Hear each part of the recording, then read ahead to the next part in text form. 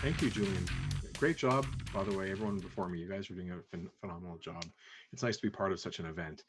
So, good morning, and I'm here to tell you a story, and I'm going to need a little bit of artistic license. So, I hope you'll give me that.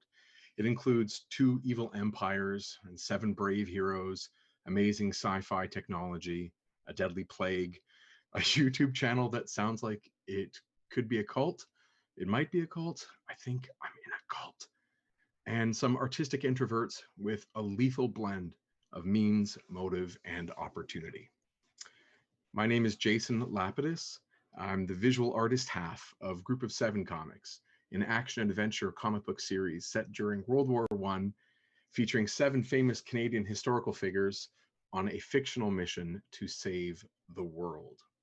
And along with my excellent collaborator, writer Chris Sanigan, we are finishing up our next story called Peregrines, about an elite unit of spies undercover as nurses on the front lines of the First World War.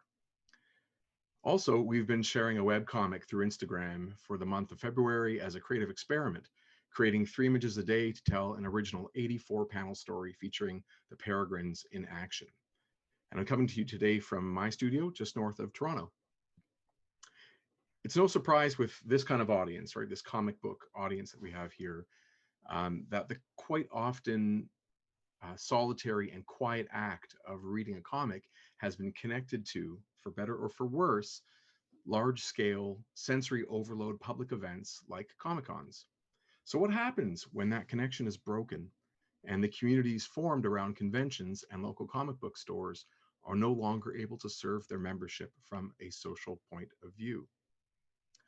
Of course, many relationships disappear, hopefully only temporarily, and some are able to adapt within the virtual landscape. So here's some background on what I'd like to talk about today.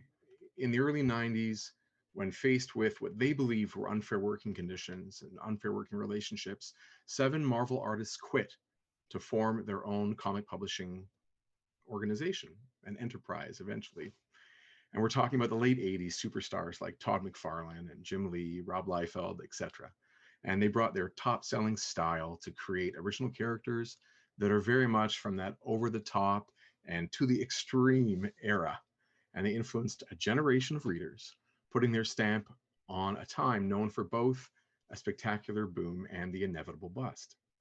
Now, move forward to 2019, and the hosts of Cartoonist Kayfabe, a YouTube channel that's focused on pulling back the curtain of the world of cartooning, they issued a wild challenge to their ever-growing viewership.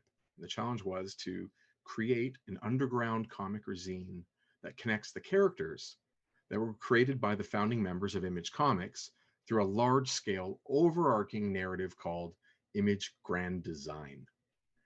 Ed Piskor, known for many projects including Hip Hop Family Tree, and Jim Rugg, known for Street Angel, Plain Janes, and many others, are two cartoonists out of Pittsburgh.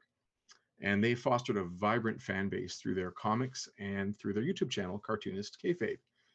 When the pandemic hit and we entered the quarantine, a Facebook group based around that YouTube channel called Cartoonist Kayfabe Ringside Seats began tossing around the idea of actually making the proposed unauthorized fan comic. Before long, Zoom brainstorming meetings turned into late night Zoom drawing sessions. Collaborations, friendships, and creative conflicts all contributed to this growing sense of community. And a year later, and the epic comic is done. Image Grand Design is already off to print, 146 pages, over 30 creators across 5 countries. I would argue that this kind of project is one that the Image Comics creators themselves could not have completed due to things like creative differences, schedules, egos, and despite their immeasurable talent and their resources. And as amazing as this accomplishment is, the community has developed through the blend of the YouTube channel and the Facebook group and then the Zoom meetings. These 3 things kind of converge, and it's transforming into really something unique. Individuals that have previously perceived themselves as fans and maybe wannabe creators have inspired and pushed each other to become published cartoonists. Almost like a virtual collective in a way, seizing the lockdown as the opportunity to finally put up or shut up. using that steel sharpens steel mentality. It's been amazing to watch. In the short time together, members have shared their art, which we all know can be a very intimate and intimidating experience, bringing everyone closer together. And yes, idiosyncrasies have naturally alienated some members, but the group members have also shared their personal tragedies and losses, the breaking up of families, as well as the celebrating of things like new jobs and even the birth of a baby. From a local perspective, I've noticed that a disproportionate number of ringside seats members are from Southern Ontario, many of whom I have had the pleasure of meeting before 2020.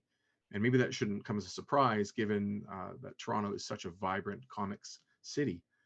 Participating in Image Grand Design, or participating in the Image Grand Design fan comic project, has strengthened many of those bonds that were previously established and provided the essential feeling of finding your people.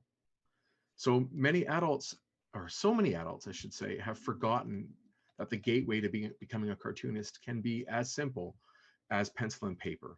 We carry around this falsehood that one needs to be highly skilled to be invited into the inner circle of comics creators, and that only a select few are given a voice.